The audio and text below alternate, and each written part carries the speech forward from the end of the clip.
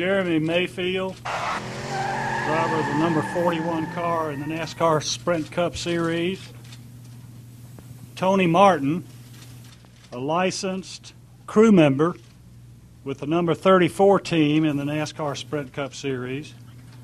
And Ben Williams, a licensed crew member with the number 16 team in the NASCAR Nationwide Series, have been indefinitely suspended from NASCAR for violating the sanctioning body's substance abuse policy.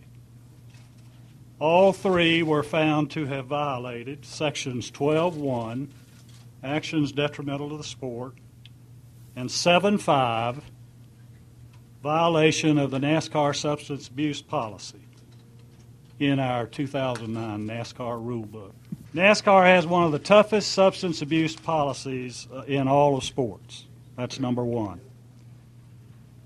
And it's all about safety and competition. And a positive result means an indefinite suspension from all competition. The implementation of the random testing aspect of this program has been welcomed and supported by the drivers, owners, and other competitors in the sport. We don't discuss or don't disclose he was in violation of the policy, Marty. That's all we can say about that. These three suspensions were a result of testing at Richmond a week ago. Our random testing, we test quite a number of people each weekend as a part of our new random testing program. At this point in time, every driver in the Sprint Cup Series has been tested at least once. Every driver. And we do it on a weekly basis. There's anywhere from 8 to 15 people tested in the Sprint Cup Series each week. And if you took the other two National Series, the Nationwide and the Camping World, that number would just about triple. So we think it's working. Can you at least eliminate alcohol from the substances? Was it something other than alcohol? Yes. It was? Yes. There was no alcohol involved? No. Okay. A path to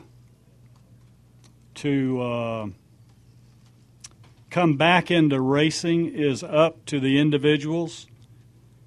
Dr. Black, if they choose to meet with Dr. Black, he will lay out a path for them to return for possible reinstatement. But overall, I think the random testing program, I think, is working, and I think you will find that it is heartily endorsed by everyone in the garage. There's just no place for substance abuse in our sport. Now, bear in mind that we tested every driver prior to Daytona this year.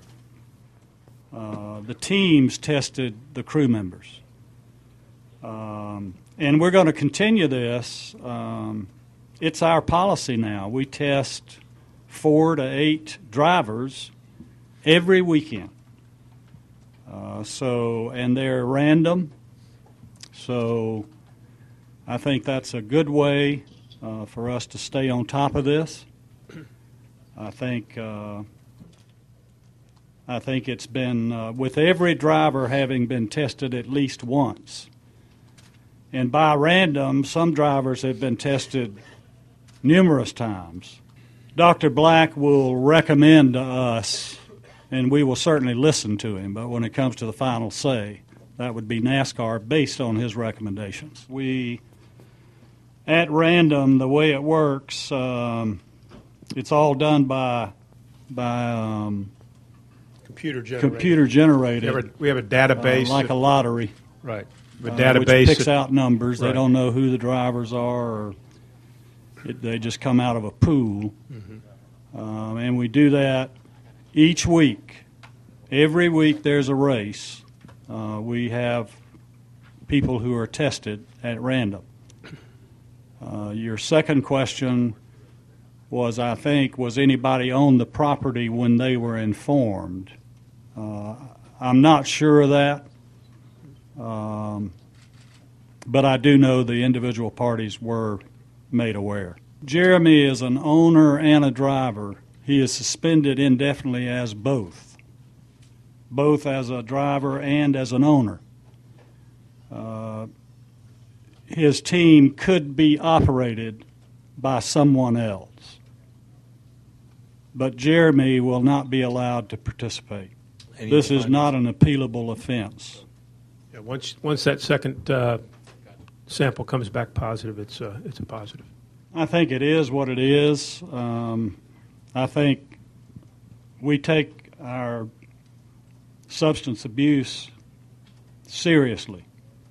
So when we know factually, as soon as we have the results of the test and Dr. Black gives us the go-ahead, then we announce it as soon as possible after that.